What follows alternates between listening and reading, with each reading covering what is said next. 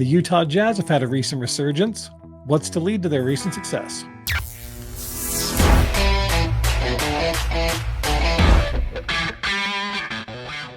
All right, so let's go ahead and talk a little bit about the Utah Jazz, shall we? Absolutely, go Jazz! Absolutely, They came away with a victory against the 3-30 Detroit Pistons. Yes, and it was a hard-fought victory. Absolutely. Now, both you and I believe that game should have never been that close. No, for sure. But former Jazzmen were coming to haunt us, man. Yeah. Bogey and Houdini both came out. Yep, Alec Burks. Let's first start off with something that came out today. Actually, I don't know if you heard this or not, but it was announced by Sports Illustrated today that former Utah guard Ricky Rubio has announced his retirement. Yes, I absolutely love Ricky Rubio, man. I mean, I was a huge fan. He was just all in when he was here. You know what I mean? He gave everything he had every minute he was on the court. He holds a kind of a special place for me. My brother was a huge Ricky Rubio fan. And you know, we really enjoyed a lot of times watching Rubio play on the field. So nice. Or on the field. Enjoyed Ricky Rubio playing on the court. Yeah, whatever he was playing.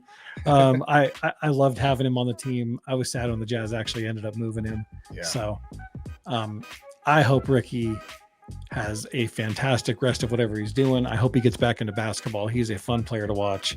And I absolutely wish him the best in whatever else he finishes up with. Absolutely, Ricky. We're going to miss you here, especially those Vivint commercials. Those were great. The best. Yeah. The workout one was just the best. Just the best, man. Yeah, loved them.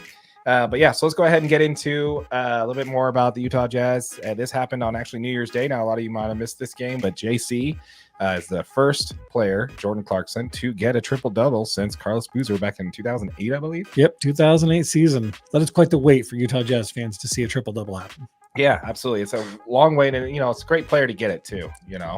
So as far as a player who so far has had pretty much a down year, right after signing that extension with the Jazz, being able to have a game like that and come up big against Detroit with a clutch 3 last night. What are you thinking about JC's recent play as of late?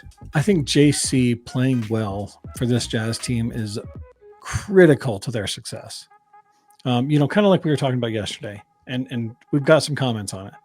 Lauri Markkanen is not the playmaker that you really need in a lot of these positions for the Jazz to be successful. Yeah. Jordan Clarkson can create his own shot from all 3 levels.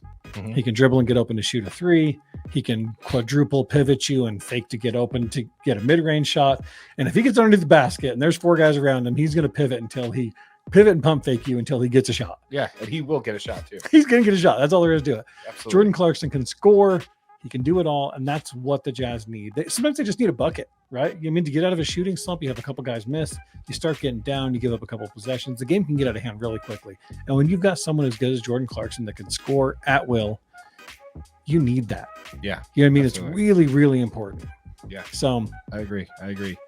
And with that, actually, that was a game against Dallas where last time we played Dallas, we lost by 50 points. Right. And then I guess in a roundabout way for the Jazz to celebrate 50 years in franchise history, lost by 50 points. So that was great. But we turned around in that game where he got the triple-double and almost beat them by 40 points. So I believe it was like 39 points, pretty close to 40. Yeah. Let's go ahead and talk a little about the Utah Jazz most recent resurgence where they've won 3 in a row, 7 out of the last 10. Right before they hit a road trip where they head to Boston to play the undefeated at-home Boston Celtics. The Jazz are currently right now 1 game back to be tied for a play-in spot.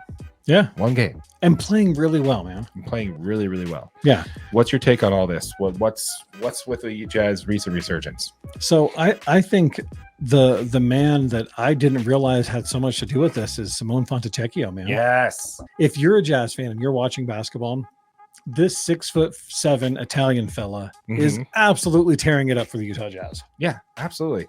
Yeah. He's just killing it, man. I mean, he's averaging 21.4 minutes per game. He's shooting the 3 ball with 41.4% efficiency. Mm-hmm.